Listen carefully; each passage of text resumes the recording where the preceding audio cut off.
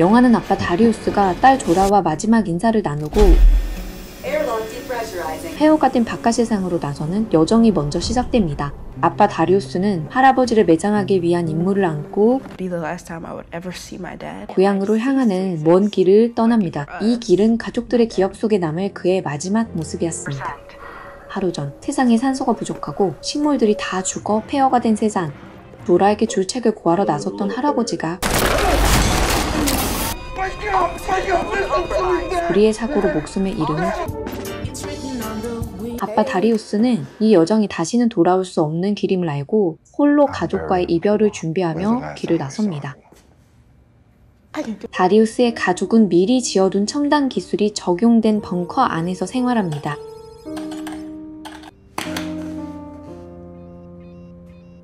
이곳은 산소 재생 시스템을 갖춘 인류의 유일한 안식처입니다. 저희 채널의 생존에도 힘을 실어주세요. 구독과 좋아요 부탁드립니다. 5개월 후 엄마 마야와 딸 조라는 벙커 안에서 일상생활을 유지합니다. 그들은 생존을 위해 식물 키우는 테스트를 진행하고 수질 재생 시스템을 점검하는 등 규칙적인 생활을 이어갑니다. 하지만 폐쇄된 환경 속에서 조라는 옷가게 공간에서 현실을 잊으려 하고 이로 인해 마야와 사소한 다툼을 하게 되면서 가족 간의 긴장감이 고조됩니다.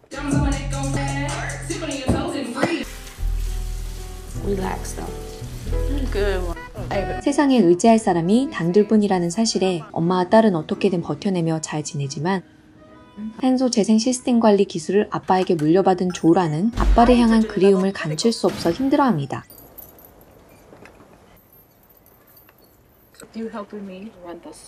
그러던 어느 날 외부 침입자 루카스와 테스가 벙커의 존재를 알고 접근합니다. 벙커 안에서 힘겹게 평온을 유지하던 모녀는 어디서 왔는지 알 수 없는 낯선 생존자들의 등장으로 인해 극심한 위협에 직면하게 됩니다.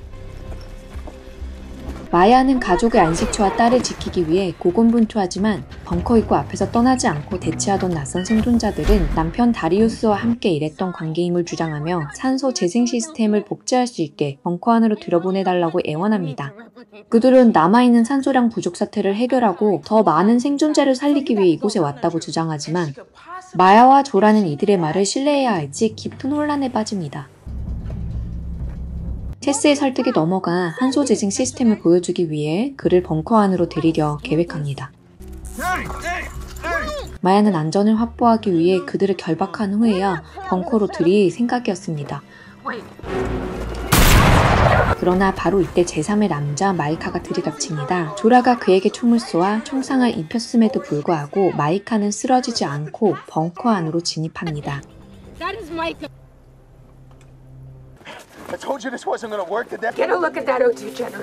마야는 곧바로 그를 제 앞에 묶어둔 후 상처를 치료해줍니다. 바깥에 남아있던 침입자 루카스와 테스는 다음 작전을 계획합니다. 그들은 벙커의 2종, 3종 출입문을 강제로 열기 위해 절단기를 들이대지만 똑똑한 엔지니어인 아빠에게 훈련받은 딸 조라는 기지를 발휘하여 이 시도를 무산시키는 데 성공합니다. 마야에게 결박당한 마이카가 치료를 받는 사이 밖에 있던 침입자 루카스와 테스는 지붕으로 이동하여 공기 정화 시스템에 해방을 놓기 시작합니다.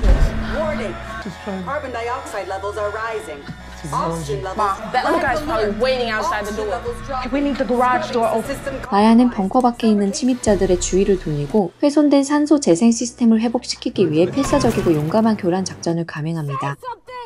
산소 공급이 위협받자 엄마 마야는 벙커 밖으로 나가 그들과 총격전을 벌이다 결국 붙잡히는 최악의 상황을 맞습니다. 산소 수치가 위험해진 벙커 안에서 조라는 결박된 침입자 마이카에게 산소호흡기를 대주며 인간적인 면모를 보입니다.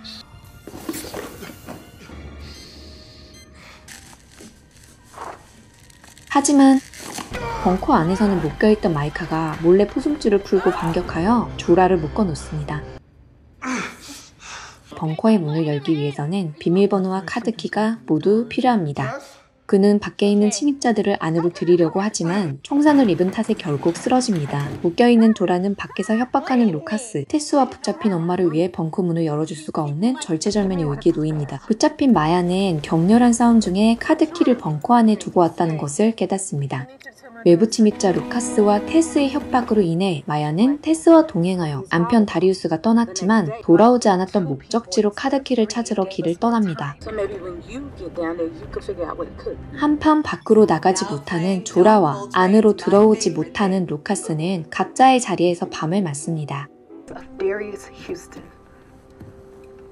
목적지에 도착한 마야는 그곳에서 싸늘한 다리우스의 시신을 발견하고 오열하게 됩니다. 영화는 단순한 SF 재난 영화의 틀을 벗어납니다. 영화는 산소 5%라는 극한의 물리적 조건을 통해 인간의 본성과 모성애라는 심리적 조건을 극단으로 밀어붙입니다. 한정된 자원과 폐쇄된 공간이 조성하는 긴장감은 처음부터 끝까지 관객의 숨통을 조여옵니다.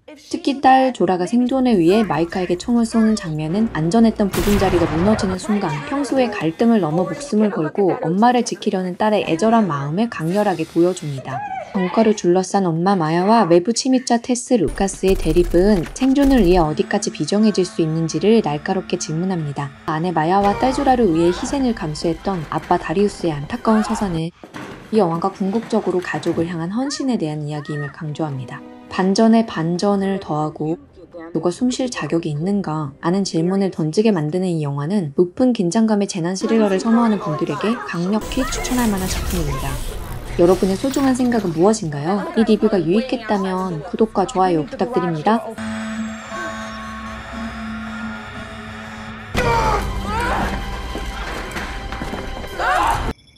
Now playing John Coltrane's My Favorite Thing.